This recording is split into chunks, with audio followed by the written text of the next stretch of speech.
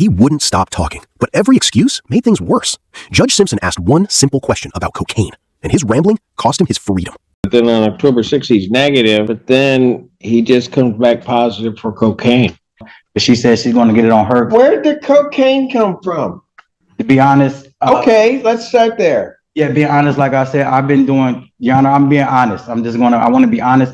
Lately, I'm an introvert, so I just be in the house. So I just being honest, and I'm just being honest. I don't want to lie. No, but I still don't know where the cocaine came from. And that won't happen again. I promise. I'll give you my word on that. All right, I'm done. Today we're in Judge Simpson's courtroom, and we've got a defendant who just cannot stop yapping, like his mouth is stuck on play. The man talks like silence is a felony, and he's determined to drown the judge in excuses before the case even begins. Every time he opens his mouth, he adds a new reason why nothing is ever his fault, not 1 ounce of accountability in sight. Somehow he still believes he deserves sympathy, freedom, and maybe even a pat on the back for trying. Watching him ramble feels like witnessing someone speedrun the worst legal strategy ever invented, and the funny thing is, he genuinely thinks this performance is helping him. Would you trust a guy who talks this much when everything he says is just another excuse? Let's go ahead and dive in. Hide the lead. There is a violation as well. That should be in the file. That's correct, Your Honor. Defense counsel, I did have a chance to discuss that. I told Mr. Turkis I wasn't sure if the court would want to move forward with the plea today. I'm not going to want to. Regarding the violation, there would be an admission, and with that admission, he has worked with CMH and gotten into additional programming. He was dropped off here today by My counselor. and he wants to continue to have negative tests, but obviously there's the positive test that just happened. Well,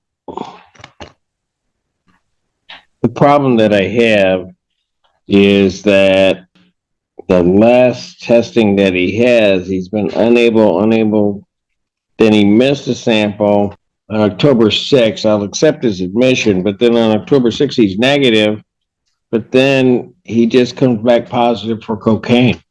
There was issues with his rent, and he's worked with his counselor, and he also wants to address the court. Go ahead. Well, I think he's. Go ahead. What do you want to tell me? Yeah, as far as what I can tell you, being bluntly honest, well, I had an eviction on my door because I had my son living with me. So after that, I got that fixed. October the 7th, I think. But I was going through a bad time situation, so I take full accountability for the situation that happened. But when it comes down to, I got a bleeding ulcer. So when I called Cheryl, I told her I couldn't make it in because I was going through a bad spot, but she didn't answer the phone. So I still came in, and I tried to use the bathroom. I got bipolar depression, anxiety. I waited a whole hour. And because she told me I can wait in there. So I waited an hour in there sitting, and I still couldn't use the bathroom because of my respiratory system. So it's been going bad, but it's getting better because ever since that I've been coming to drop, I was using alcohol, but ever since I've been coming to drop, I haven't used no alcohol. So my body is getting better. So when I went in on October the 15th, I dropped, and like I said, I take full responsibility for the situation that happened, but I have been clean, but I went through a rough patch, a little episode. So, I mean, I'm just being honest. I take full accountability. I made a mistake. I went down there. I told my counselor. So my counselor, they didn't want me to ride the bus. So they brought me here. Do you have an upcoming appointment? She made an appointment for CMH to get, I got an appointment for CMH to go in there and talk to them. She said she's going to stay there for like 4 or 5 days from now because I had to come to court. She wanted to take me today, but instead she had to bring me here. What's your appointment date? She says she's going to put it, she put it in the system, but she says she's going to get it on her. Where did the cocaine come from?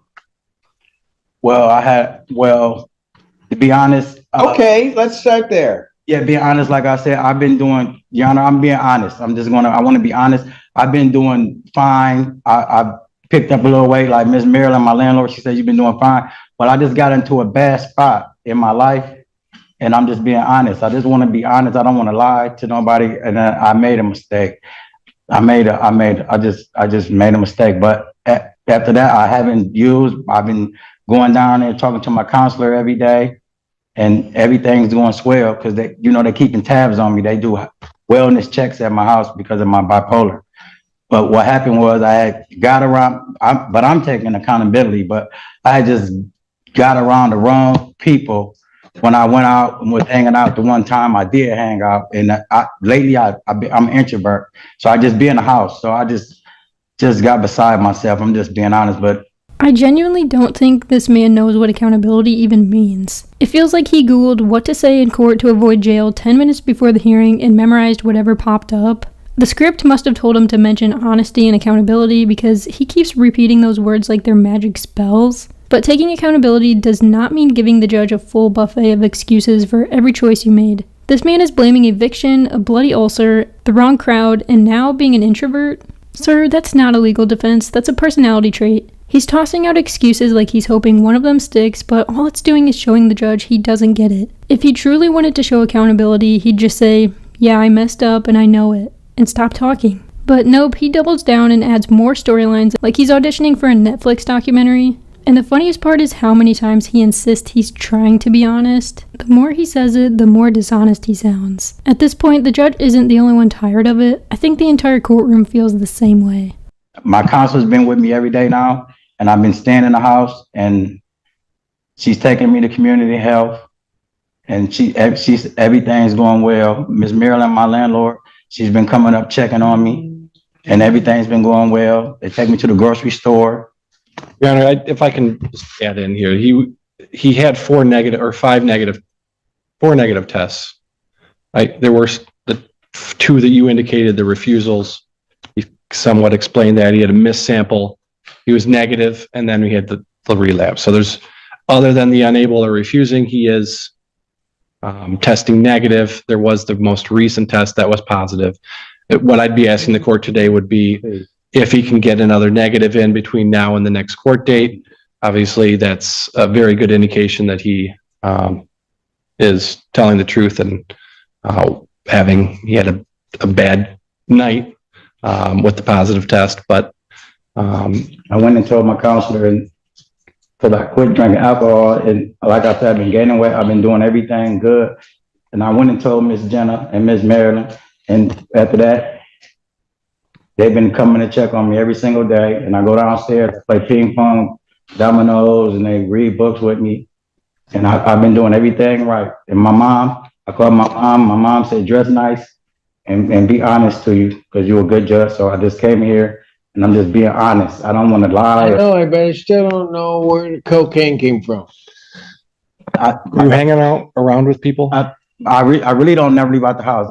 Can I be honest with you? Okay, my brother had a heart attack, right? This ain't about my brother though. My brother had a heart attack. So what happened was I ended up catching the bus on my way to go see him downtown in Arbor, on my way to go see him. Didn't make it to go see my brother when he came out of coma, because I get downtown, like my mom don't let me ride the bus. I get downtown, see some guys I know, before you know it, this the situation to end up. Boom, my mom called me, tell me get back home. I go home, and I've been in the house ever since, besides just going to report.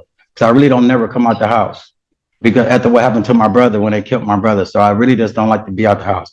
I got caught in a bad spot around the wrong people, and that won't happen again. I promise. I'll give you my word on that. All right, I'm done. And then revoke his bond. I'll adjourn it out to next week. Okay. And so I'll adjourn it out to the 30th, 2025. And maybe by that time you can give me a straight answer. I'm not going to take this plea today. I'll hold on. I said I did wrong. Defendant is admitted to the violation. Defendant's remanded. Southbound. We'll come back. Can you grab my jacket right there? Yep. I'll come and see you in custody. Thank you. You're This man truly loves to talk, and honestly, I don't know how he's not exhausted from hearing his own voice echo back at him all day. He went on and on like he was hosting a podcast no one subscribed to. Did he really think he was gaining favor with the judge by oversharing every detail of his life? The man started giving his day-to-day routine like he was reading off a personal diary. Dominoes, ping pong, errands, everything but the issue at hand. What does any of that have to do with testing positive for cocaine? Nobody walked into that courtroom wondering how he spends his Tuesdays. We were all here for one thing, the failed drug test. He kept dodging like a bad interview question. Everyone could see exactly where this was headed because you can't hide behind excuses and expect a judge to play along. His bond getting revoked wasn't surprising. It was the natural consequence of that non-stop storytime session. Do you think he'll actually keep his promise of staying clean when he gets out? Or was that just another chapter in the excuse book? Let me know down in the comments. Thanks so much for watching. Don't forget to like and subscribe, and I'll catch you in the next one.